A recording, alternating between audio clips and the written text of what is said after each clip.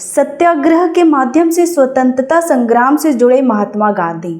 चंपारण सत्याग्रह के माध्यम से देश के स्वतंत्रता संग्राम में महात्मा गांधी का जुड़ना एक महत्वपूर्ण मोड़ था। इसी सत्याग्रह से अहिंसा के रूप में आजादी की लड़ाई को एक नया हथियार मिला और महात्मा गांधी ने स्वच्छता का संदेश भी दिया। ये वो दौर था जब गांधी जी अफ्रीका से लौटने के बाद देश को करीब से जानने के लिए देशाटन पर थे। इसी कड़ी में राजकुमार शुक्ला के निमंत्रण पर वे 10 अप्रैल 1917 को बिहार के चंपारण पहुंचे। उस समय अंग्रेजों के नियम कानून के चलते किसानों को खद्दान की बजाय अपनी जोत के एक हिस्से पर मजबूरन नील की खेती करनी होती थी। इसके चलते किसान अंग्रेजों के साथ साथ अपने भू मालिकों के जुल्म सहने को भी बाध्य थे। सत्याग्रह की पहली विजय का शंखनाद। गांधी जी की बढ़ती लोकप्रियता पुलिस को नागवार गुजरी और उन्हें समाज में असंतोष फैलाने का आरोप लगाकर चंपारण छोड़ने का आदेश दिया गया। सत्याग्रह के अपने प्रयोग से गुजर रहे गांधी जी ने इस आदेश को मानने से इनकार कर दिया तो उन्हें हिरासत में ले लिया गया। अदालत में सुनवाई के दौरान गांधी के प्रति व्यापक जन समर्थन को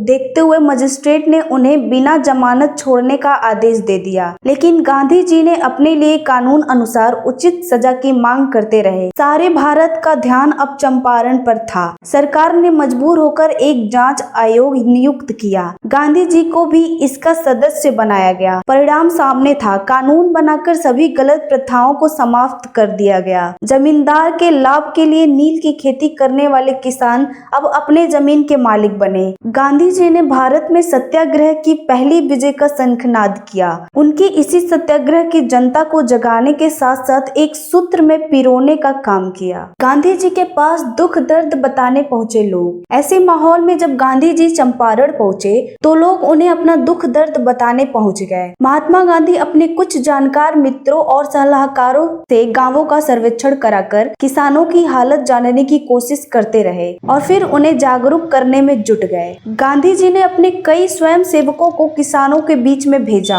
यहाँ किसानों के बच्चों को शिक्षित करने के लिए ग्रामीण विद्यालय खोले गए। लोगों को साफ सफाई से रहने का तरीका सिखाया गया। स्वयं सेवकों ने मैला धोने, धुलाई और सफाई तक का काम किया। उन्होंने लोगों को साफ सफाई से रहने और शिक्षित का महत्व बताया।